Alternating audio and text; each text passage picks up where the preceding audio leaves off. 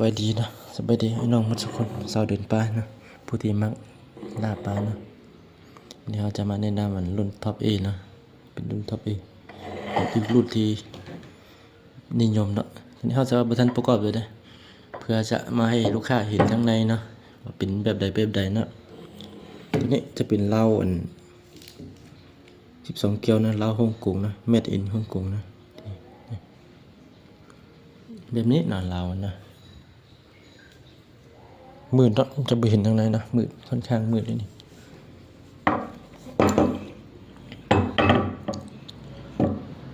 ตัวนี้จะเป็นตัว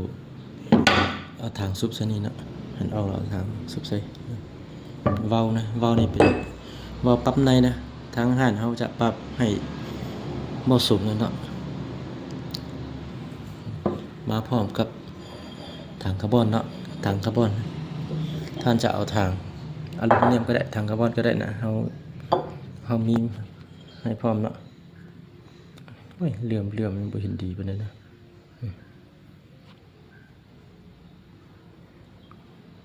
ขนาดเนาะ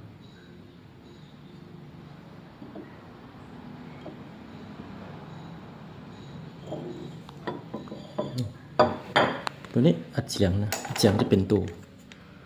วสั้นนะตัวสั้นนะตัวนี้นะตัวนี้ในเสียงอัดได้ดีสุดนะตัวนี้นะเสียงกล้องดิสโก้รียับเนาะถ้าเปลี่ยนเป็นตัว BSA ก็ได้นะ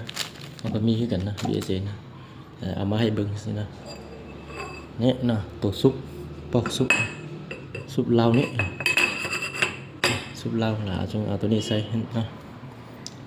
ประมาณนี้นะตัวจับถังกับเหล้าเนี่ยเขาก็มีขึ้นกันนะแต่ว่าตัวนี้ต้องได้ซื้อต่างหากเนาะเพราะว่าเขาได้สั่งต่างหากเขาจะบดแถมมาให้เขาขึ้นกันนะ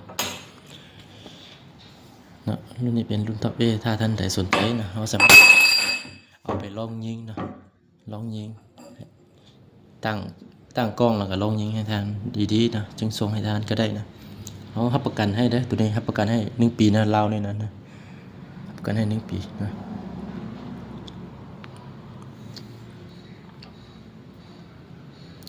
ประมาณนี้นะทางในเนี่ยเนาะถ้าท่านใดสนใจนะเขาจะฝากให้ได้นะฝากให้ได้นะติดต่อมาเบอร์ทั้งหน้าโปรไฟล์เนาะนี่พับได้ตัวนี้นะ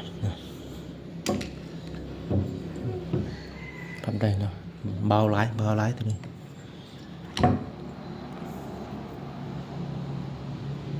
เนาะก็สิประมาณนี้เนาะงามใหม่ๆเลยเนาะประกอบเลยเนาะตัวนี้เนาะท่านผู้ใดสนใจเขาจะประกอบให้เนาะประกอบให้เอาแต่กล้องออกเนาะเอาแต่อัดเสียงออกเหลือนั่นเขาจะแพ็คแซ็กเก็ตดีๆนะหุ้มห่อแพ็คแซ็กเก็ตดีๆนะเอาผ้ายางผ้านุ่มๆนี่มาพันดีๆแล้วก็จึงค่อยส่งให้ท่านนะขอขอบใจหลายๆ